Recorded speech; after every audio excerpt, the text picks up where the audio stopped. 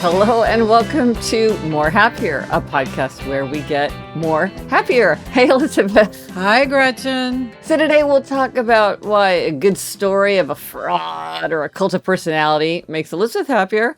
And I will talk about the unforeseen consequence of my passion for the sense of smell. Thank you for watching here on YouTube. Please subscribe to our channel. It really helps people find the show. So Elizabeth, what is up? Well, one thing, Gretch, I see you are wearing the t-shirt from our tour. Yes, indeed I am. I'm showing it off for people watching on YouTube. Yes, Detroit, we got them that day. We were so, that was a happy thing where we were like, if only we could get some Detroit specific t-shirts to wear, and it appeared in front of us, like as if by magic. That was super fun. Yes. Yeah. Yeah, Gretch, I'm wearing my Puerto Rican rum t-shirt that I got in my gift bag in Fantasy Island. Excellent. Excellent. So, Elizabeth, what's making you happier these days? All right, Gretch, well, you will appreciate this being the queen of the KidLit group. You have 3 KidLit groups. Well, actually, 2 of them have now combined into one. So now it's, it was 3, now it's 2. Yeah. Okay, so you have 2 KidLit groups. Yep. We've talked about it many, many times. I've always envied your KidLit groups. Well, big breaking news. We have started a KidLit West group. So your group now has a West Coast branch, and I am part of it. See, this makes me so intensely happy. I love it. So how often are you going to meet? How are you going to pick your books? Well, we're still kind of working on all that. We gathered a group through someone you met who had a friend, and then they invited me. So this is kind of how we all came together.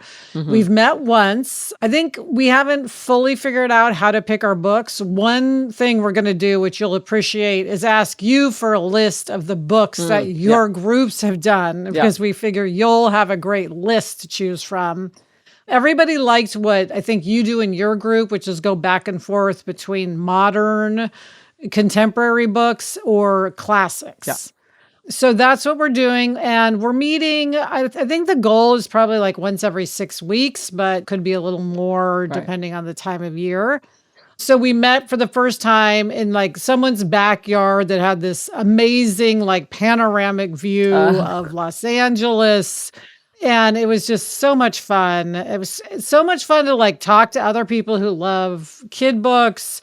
I love a group. Yeah, you and I both. Yes, and I really like meeting people. And I'm the only television writer. There's other people in entertainment, but I'm the only TV writer, at least as of now.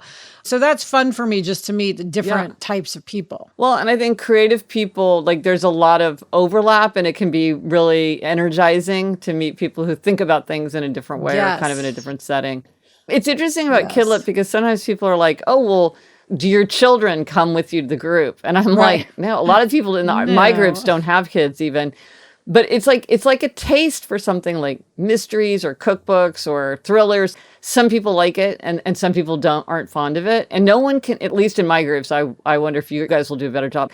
We've never really been able to put our finger on like what makes something children's literature or young adult literature, because sometimes it's like you could see it going either way. And at different times it's been considered for adults or for children or for teens. But it's like, it's something that if you like it, you really like it, and you want to talk about it with people just the way people like to talk about mysteries or thrillers or science fiction, fantasy, which I also love. Yes. So I'm so happy. Yes. So you inspired this. Of course, Gretchen, you're the goddess of the group. Everybody knows about Gretchen and, you know, everyone talks about Gretchen. So I felt like a minor celebrity being connected to you and your KidLit goddessness. So that's fun. Well, next time I come to LA, maybe I'll try to time it so I can crash the meeting and meet everybody. I would love that. That would be so fun. That would be great. But okay, so what's making you happier? Okay, very different. So I feel kind of overwhelmed if I get too many emails in my email inbox, and I use it as a to-do list, which some experts say you shouldn't use your inbox as a to-do list, but I absolutely use it as a to-do list, and I use it as like a memory prompt to like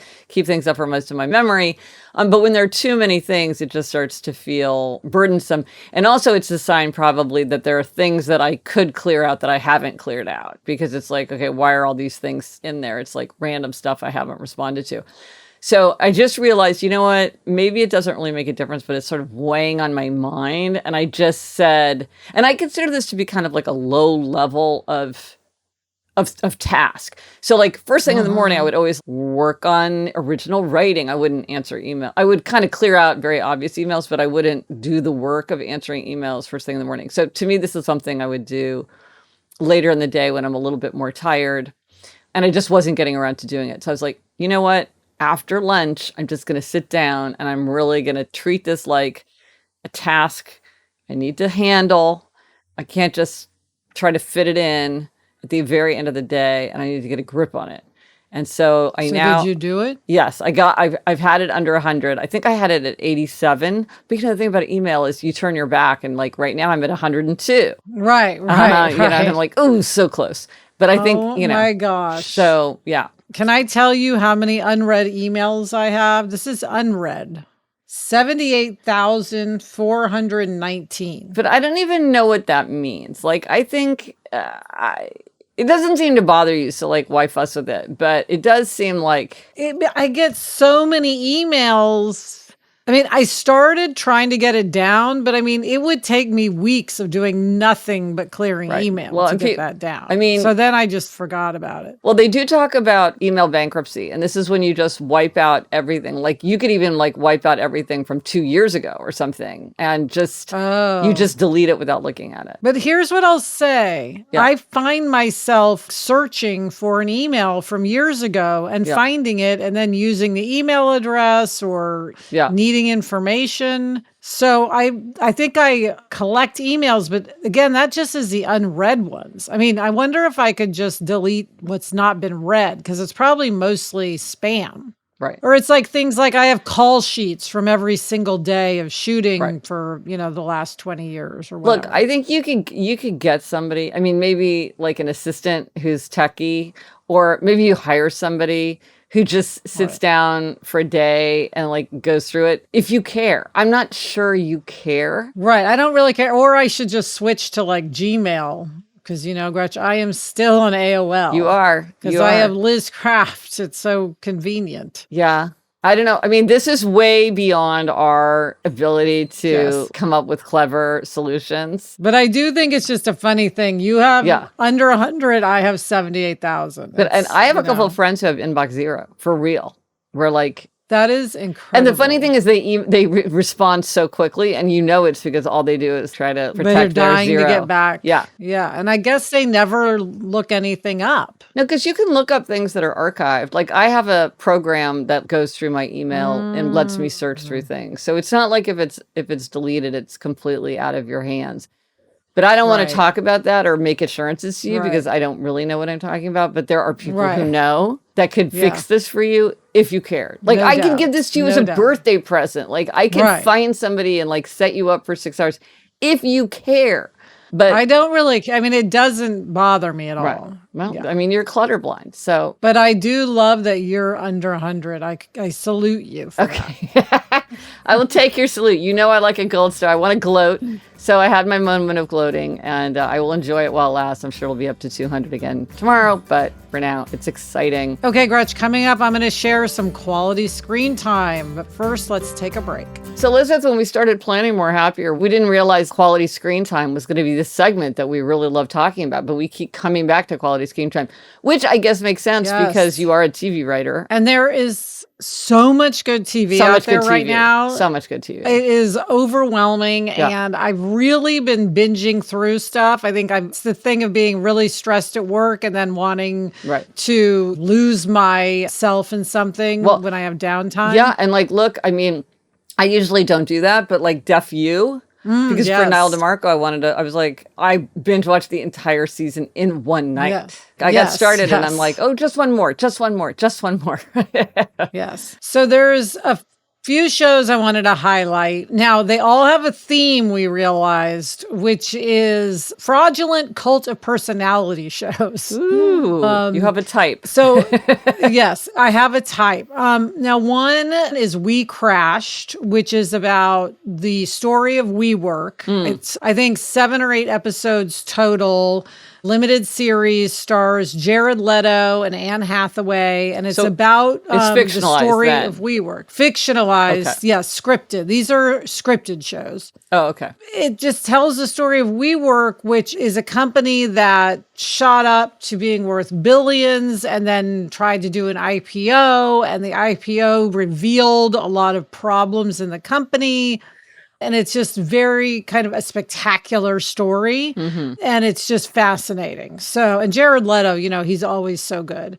So I highly recommend that. And that is on Apple TV. Yeah. And then, Gretchen, I also loved Super Pumped, The Battle for Uber, which it stars Joseph Gordon-Levitt and follows the story of the guy who created Uber. Now, I have to say, so it's not a story of fraud. Uber is not a fraud, but to become what it has become, it's a very dramatic story. Right. There was a lot of problems with the culture at Uber. It's got a lot of highs and lows. It's very dramatic. Well, and it's got that kind of cult of personality that you like too, where there's like a total oversized, exaggerated character driving it. Yeah. Because now we just think of Uber as part of our lives. We don't even question it. So it's really interesting to follow the story of that. And Gretchen, Super Pumped is on Showtime if people are looking for it. So I watched it on demand on TV on Showtime. And then I think I have mentioned this show on either Happier or Happier in Hollywood, but I would be remiss if I did not mention The Dropout, which is the fictionalized version of the story of Elizabeth Holmes and Theranos. That's on Hulu. And it is so good. I mean, even though I thought I knew everything about Elizabeth Holmes. You do know everything. I mean, you have watched all the movies and documentaries, you've read books, you've listened to podcasts. I think you were following the trial. I mean, I listened to 2 podcasts about the trial, Gretch. Yeah. I mean, not just one, but 2. Yeah. Oh yeah. No, and yet it wasn't enough. I needed The Dropout. It was so good. And everyone who's watched it, I know a ton of people who've watched it, some who were really familiar with the story and some who weren't, and everybody loved it. So this is definitely like a thing in the ethos now, these kinds of stories. And there are many of them. And we realized, Gretch, we were talking the other day, and I realized I had seen like so many of this ilk of show. I mean, there's Fire Festival, there's Enron, there's multi-level marketing things, there's Bernie Madoff. Yes. Yeah. Well, it's interesting because certainly in podcasting, like people love true crime. Like that's a really popular category. And this is adjacent. I mean, some of these are crimes, some of these are not quite crimes, or they're sort of, it's all in the mix of, yes. Yeah. So what do you think it is that draws you? Is it the oversized personalities? Is it the corporate hijinks of it and the machinations? Or why do you think you like these so much? I like them a little bit. Like if somebody said like, "Oh, it's amazing," like I saw The Smartest Guys in the Room, which is the Enron one, but I'm not. Right. I don't go out of my way usually. Well, part of it is I do love things about business. Yeah, I find like I love How I Built This, the podcast that just talks about how companies. There's no fraud involved. It just talks about how companies come to be. And then you put on the personality, and I find it so interesting of how a big personality gets other people to do what they want them to do. Yeah. I just find the manipulation and the sort of head in the sand that it takes to be part of it fascinating. I'm interested in the fact that people are just so bold as to flout all the rules. Like that is just so not who you and I are. Right. I couldn't eat or sleep if I was pulling off a $5 billion fraud or even like a $5 fraud. Right. And people just cruise right through, no problem. So I find it fascinating. Okay, but so here's another question for you. So one of the things about these fictionalized versions is they are fictionalized versions of things that are true. Do you, when you're thinking about watching something, do you pay attention to that? Like, will you look at reviews or whatever and say like, how faithful is it? Because the writerly side of me gets a little uneasy when there are actual people and actual events, especially that are very recent. So it's not like, oh, this is somebody from 1850. These are still unfolding stories. Yeah, this isn't Hamilton. This is... Yes. So do you pay attention to that, or you're like, that's not what I go to it for? I'm not expecting to have it be super fact checked. Not so much, although I will say so often I have listened to a lot about it, so I sort of already know the more newsy side. Oh, yeah, that's true. I do think about it, and it does bother me a little bit in the sense, like in The Dropout, there's a lot about Elizabeth Holmes' relationship with Sonny, her boyfriend, which I think no one knows the truth of that relationship. The writers just had to make a decision and go with it.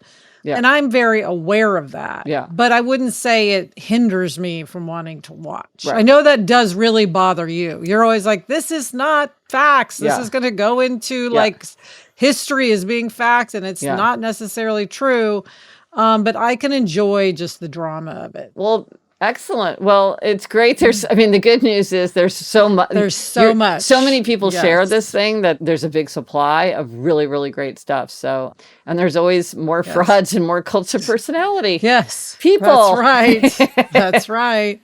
Okay, Gretch, it's time for Spotlight on a Tool. What is our tool this week? Okay, the tool this week is my book, Outer Order, Inner Calm. I'm holding it up for anybody who's watching us on YouTube so they can see the cover, and I'll post a picture in the show notes.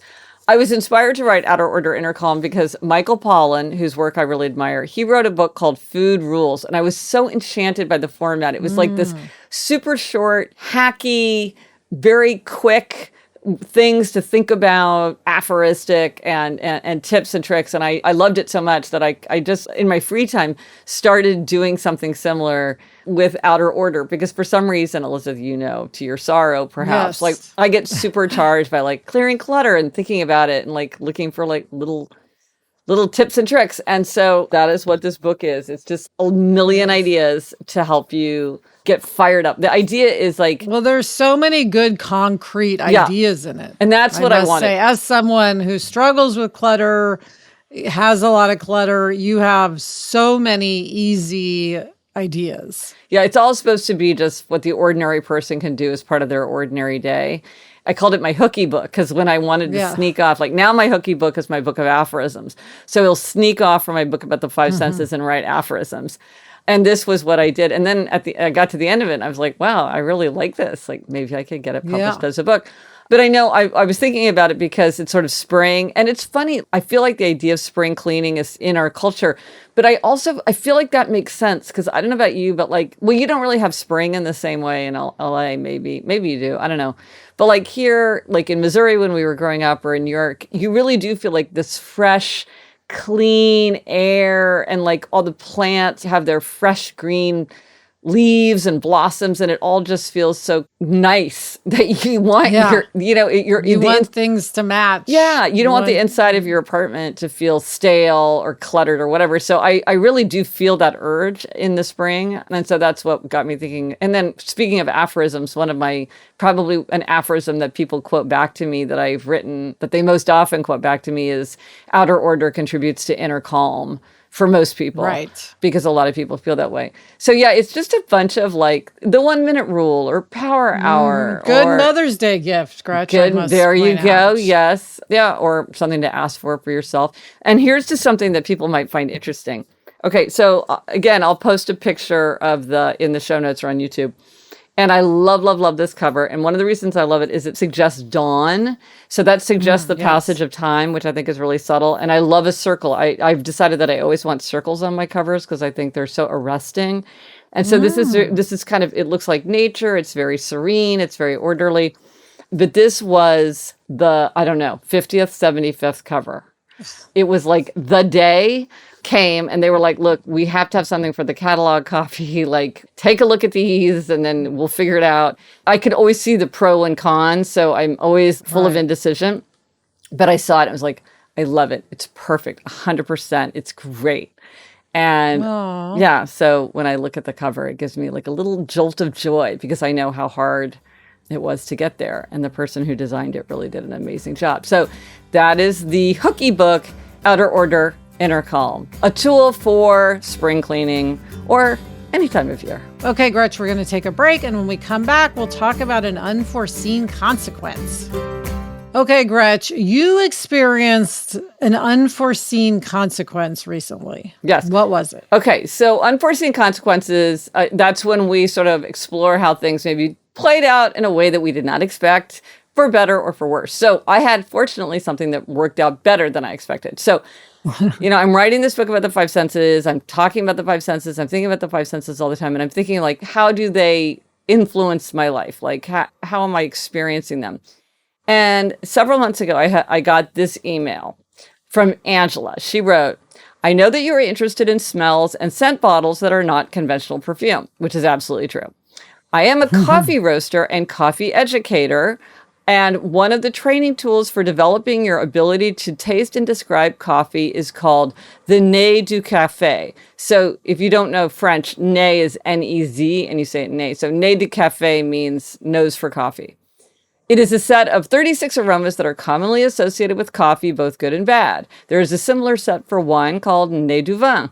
If you are interested in the role of aroma in memory and language, these sets are intriguing to experience. Okay, so of course, I love a set. I love a sampler. This thing is expensive. It is expensive. Yes. But it's super cool. It's beautifully made. It's like comes in this wooden box. The scents are like in these very nice glass bottles. It feels substantial. It's very, very nice. It's expensive, but it's very nice. And it's full of these scents that you can look for in coffee. So just as examples, there's potato, honeyed, roasted hazelnuts, rubber, cooked beef, basmati rice, apricot malt, butter. And so I had this thing and I hadn't really like sat down and studied it because, I don't know, it just felt like a big undertaking, something I wanted to like, sit down and do properly. But Eleanor, it was like the weekend morning. She had a lot of work to do and she just was not settled in her mind. She was restless. She was kind of unhappy. She just like wasn't in a good mood. And I know her well. And I knew she just like, sometimes she just like can sit down and like cheerfully focus. And I could just tell that whatever was going on, she just wasn't happening. It wasn't happening. And I thought, what do I do to help? Sometimes I will badger her to do 10 jumping jacks. I'm a big believer in that. Or like take Barnaby for a walk, get a little exercise, get some light in your face, get some air. But I could tell she didn't want to hear like, oh, you should go for a walk or something like that. And I thought, well, maybe I should do something to kind of overwhelm her senses. Like maybe I should give her like a shock, like a delightful shock to the senses. And maybe that'll clear her brain. So I pull out this box, and of course, Eleanor, she loves beautiful things and kind of stuff. She's an abundance lover for sure. Yes. So I pull this thing out, and I like slide the lid off, and I show her the bottles, and she's like oohing and awing, and I'm like, okay, so I'm going to take off the lid, and you smell it, and tell me what it is. And the thing about these smells is they are really distinctive. You smell them, and you're like, oh, wow, I recognize that, and then you have to try to put your finger on it. Like with basmati rice. You know that smells so well, but if you just smell it in a bottle, it's like, what is that? Right. And then when you hear it, it's like so satisfying. You're like, oh, exactly. And there was one, and Eleanor was like, what is that? And she was smelling it, and so she's like, don't tell me, don't tell me, don't tell me. And then I told her, it's fresh butter. And it smells exactly like melted butter. And she just couldn't get enough.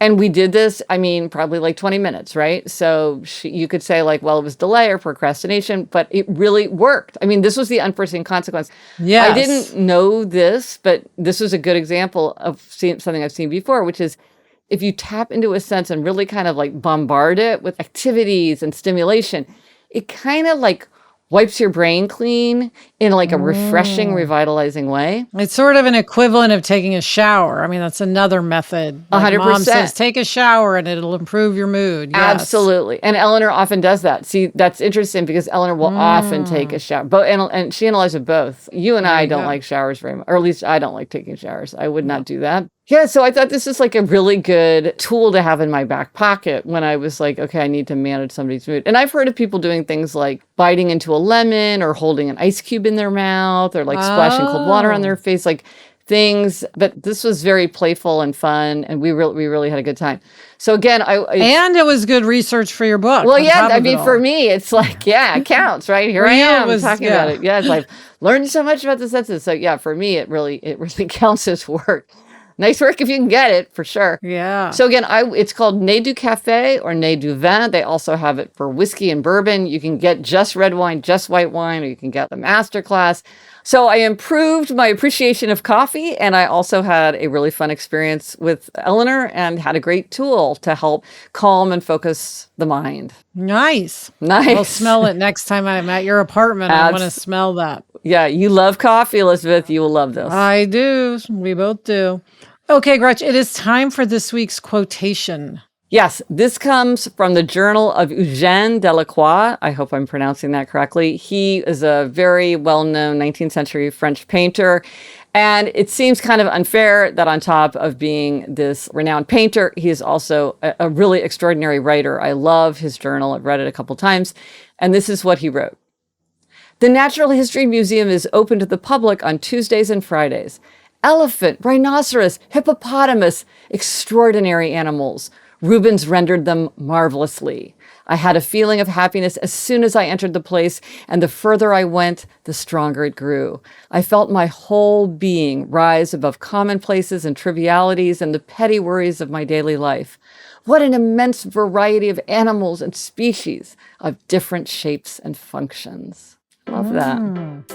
Nice. So, Elizabeth, are you feeling more happier? I am feeling more happier. Yay! Yay! Thank you, Chuck. Get in touch. Gretchen's on Twitter at Gretchen Rubin, and I'm at Elizabeth Kraft. Our email address is podcast@GretchenRubin.com. And for everything related to this episode, links, photos, and more, go to happiercast.com. Bye, Gretch. Bye, Elizabeth. Remember, the best time to start a happiness project is 20 years ago. The second best time is now. So, Elizabeth, because all roads lead to Fantasy Island, have you ever thought about doing a plot that featured one of these kind of like gigantic cult of personality characters and what kind of fantasy they might have? Yes, or they could be the object of someone else's fantasy. Yes. Somebody who wants revenge. Ooh. I could certainly imagine someone wanting revenge, for instance, on the Tindler Swindler, which is another one I didn't even mention that I watched recently. Oh, and I love a good revenge story. When somebody deserves it, I love a good revenge story. Very satisfying. From the Onward Project.